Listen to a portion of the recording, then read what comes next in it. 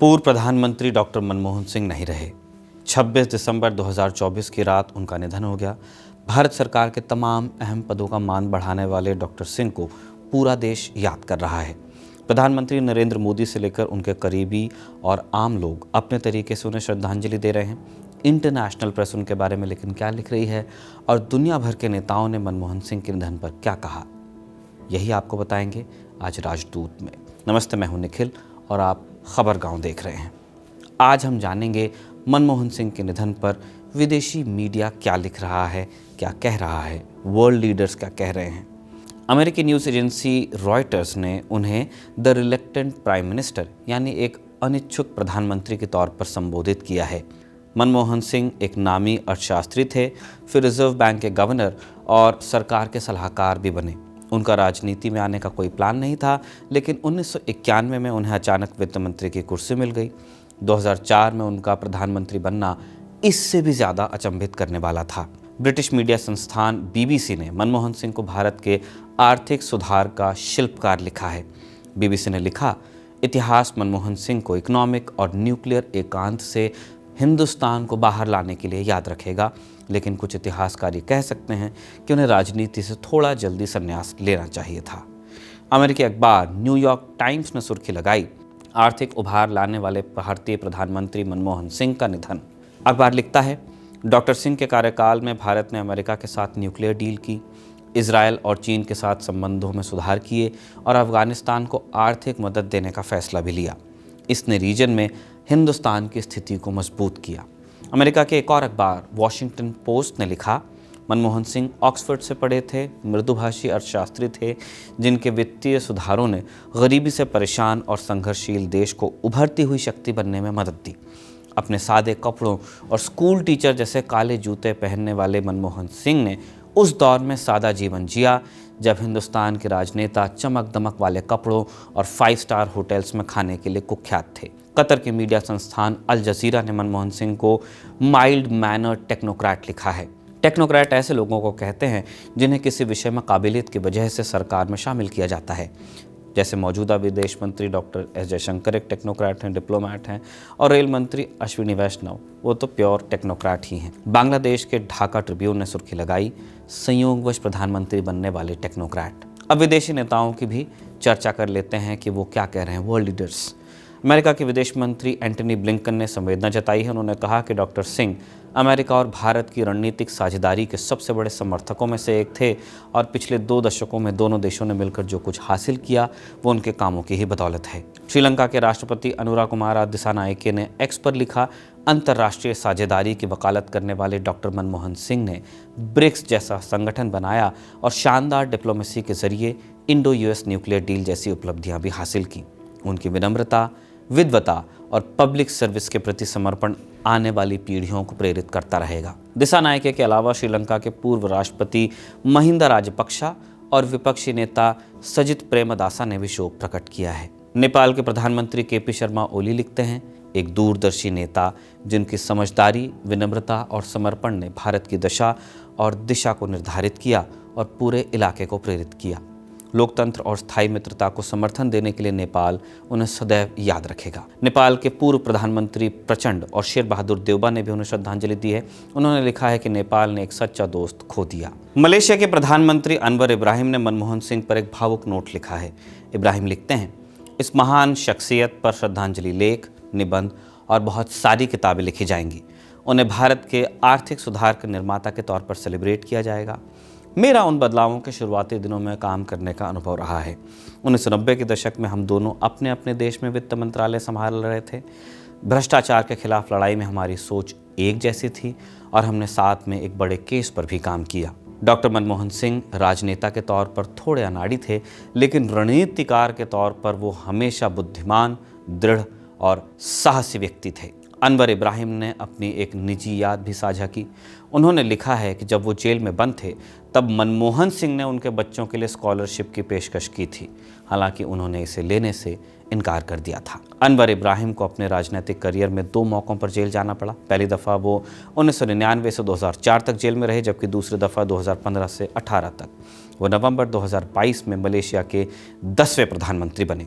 अनवर आगे लिखते हैं कि जिन दिनों में मैं जेल की सलाखों में घुट रहा था, वो सच्चे दोस्त की तरह मेरे साथ खड़े रहे और उनकी दरिया दिली मेरे दिल में हमेशा जिंदा रहेगी।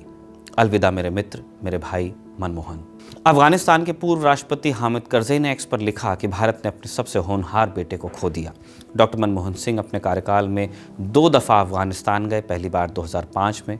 तब उन्होंने अफगानिस्तान में संसद भवन की इमारत का शिलान्यास किया था और ये इमारत भारत की मदद से बनी थी। दूसरी दफ़ा वो 2011 में अफगानिस्तान गए। दोनों मौक़ों पर हामिद करज़ई ही अफगानिस्तान के राष्ट्रपति होते थे। मालदीव के राष्ट्रपति मोहम्मद मुइज़्ज़ू ने लिखा कि उनके नेतृत्व में लुक ईस्ट पॉलिसी मजबूत हुई और उन्होंने साउथ एशिया रीजन में आपसी सहयोग बढ़ाने पर भी जोर दिया। मुइज़्ज़ू ने 2011 में मनमोहन सिंह के मालदीव दौरे को भी याद किया। मालदीव के पूर्व राष्ट्रपति मोहम्मद नशीद ने उन्हें मालदीव का बेहतरीन दोस्त बताया। उन्होंने लिखा कि मुझे उनके साथ काम करना हमेशा अच्छा लगता था। वो उदार थे, पितातुल्य थे। फ्रांस के राष्ट्रपति इमैनुअल मैक्रों ने लिखा कि भारत ने एक महान शख्सियत और फ्रांस ने एक सच्चा दोस्त खो दिया है। अभी जान लेते हैं कि विदेशी नेताओं ने अपनी किताबों में मनमोहन सिंह पर क्या क्या लिख रखा है। 2 दिग्गज नेताओं ने अपने संस्मरणों में मनमोहन सिंह का बखूबी जिक्र किया है। पहले हैं अमेरिका के पूर्व राष्ट्रपति बराक ओबामा। वो जनवरी 2009 से जनवरी 2017 तक अमेरिका के राष्ट्रपति रहे और उसी दौरान मनमोहन सिंह का प्रधानमंत्री के तौर पर दूसरा कार्यकाल चला। दोनों नेता कई मौक़ों पर मिले थे। G20 समिट के दौरान ओबामा ने मनमोहन सिंह के बारे में कहा था कि जब प्रधानमंत्री बोलते हैं तो पूरी दुनिया उनको गौर से सुनती है। My pleasure having the opportunity to meet once again with my good friend Prime Minister Singh. I've said before and I continue to believe that the extraordinary leadership that Prime Minister Singh has provided, not just to India, but to the world, has helped us navigate through some very difficult times. And I can tell you that here at the G20, when the Prime Minister speaks, people listen, particularly because of his deep knowledge of economic issues, as well as the fact that he understands that as India rises as a world power, not just a regional power, that it also has enormous responsibilities to work with the rest of the world community around issues of peace and prosperity. Manmohan Singh के निधन के बाद Obama की वो speech फिर से viral है। बतौर राष्ट्रपति कार्यकाल खत्म होने के बाद ओबामा ने अ प्रॉमिस्ड लैंड नाम से किताब लिखी और इसमें मनमोहन सिंह के साथ निजी बॉन्डिंग का जिक्र किया। वो लिखते हैं कि सिंह और मेरे बीच समय के साथ गर्मजोशी और कामयाब संबंध विकसित हुए। वो विदेश नीति को लेकर सजग रहने वाले व्यक्ति थे। ऐतिहासिक तौर पर भारत की ब्यूरोक्रेसी अमेरिका को लेकर संदेह में रही है। डॉक्टर सिंह उससे अलग जाने से बचते थे। फिर भी उनके बारे में मेरा पहला इंप्रेशन ये था कि वो असाधारण बुद्धिमत्ता और शालीनता वाले शख्स थे। दूसरी किताब है एंजेला मर्केल की फ्रीडम मेमोयर्स। एंजेला मर्केल 2005 से 2011 के बीच जर्मनी की चांसलर थी। उनकी मनमोहन सिंह से पहली मुलाकात 2006 में हुई थी। मर्केल ने लिखा कि हमेशा उनका मुख्य मकसद गांव में रहने वाली भारत की 2/3 आबादी का लिविंग स्टैंडर्ड बढ़ाना ही रहा। मर्केल लिखती भी हैं कि वो मानते थे कि अमीर देश चाहते हैं कि विकासशील देश उनकी समस्याओं में दिलचस्पी लें, मगर अमीर देशों को गरीब देशों की कोई फिक्र नहीं थी। उनकी बात समझने के बाद ही मैंने विकासशील देशों की चुनौतियों पर गौर करना शुरू किया। मनमोहन सिंह पर हमारी कवरेज लगातार जारी है। उससे जुड़े किस्से हमारे चैनल पर आपको मिलते रहेंगे। राजदूत में अब कुछ अंतर्राष्ट्रीय खबरों की बारी है। पहली खबर साउथ कोरिया से है। साउथ कोरिया की संसद ने कार्यवाहक राष्ट्रपति हान डक सू के खिलाफ महाभियोग प्रस्ताव पास कर दिया है। इसके साथ ही उन्हें कुर्सी छोड़नी पड़ेगी। लाइन ऑफ सक्सेशन में अगला नंबर वित्त मंत्री चोई सांग माक का है। हान डक सू 14 दिसंबर को कार्यवाहक राष्ट्रपति बने थे। तत्कालीन राष्ट्रपति युन सुक्योल के हटने के बाद ऐसा हुआ था। युन सुक्योल फुल टाइम राष्ट्रपति थे। 3 दिसंबर की रात उन्होंने साउथ कोरिया में मार्शल लॉ लगा दिया था। पहले तो सांसदों ने उनके मार्शल लॉ के खिलाफ प्रस्ताव को पास किया, फिर उन्हें महाभियोग लगाकर कुर्सी से ही हटा दिया। इसके बाद उनका केस संवैधानिक अदालत के पास पहुंचा। अदालत के पास 6 महीने का समय है ये तय करने के लिए कि महाभियोग सही था या नहीं। जब तक अदालत का फैसला नहीं आता तब तक हान डक सू को कार्यवाहक राष्ट्रपति की भूमिका निभानी थी, लेकिन जजों की नियुक्ति और बिलों में अड़ंगा लगाने को लेकर विपक्षी पार्टियां उनसे नाराज हो गईं। उन्होंने 26 दिसंबर को हान डक सू के खिलाफ महाभियोग लाने का फैसला किया था। राष्ट्रपति के खिलाफ महाभियोग लगाने के लिए संसद को कम से कम 2/3 यानी 200 सांसदों के वोट की जरूरत होती है, मगर कार्यवाहक राष्ट्रपति को लेकर कोई नियम तय नहीं था। आखिर में संसद के स्पीकर की बात मानी गई और उन्होंने साधारण बहुमत के जरिए कार्यवाहक राष्ट्रपति को हटाने की इजाजत दी। विपक्षी दलों के पास 192 सांसद हैं। सब ने हान डक्सू को हटाने के लिए वोट दिया, जबकि सत्ताधारी पीपल्स पार्टी पीपीपी के महज 108 सांसद हैं। उन्होंने वोटिंग का बहिष्कार किया। यहाँ पर ध्यान देने वाली बात यह है कि साउथ कोरिया में संसद और कार्यपालिका बिल्कुल अलग अलग हैं।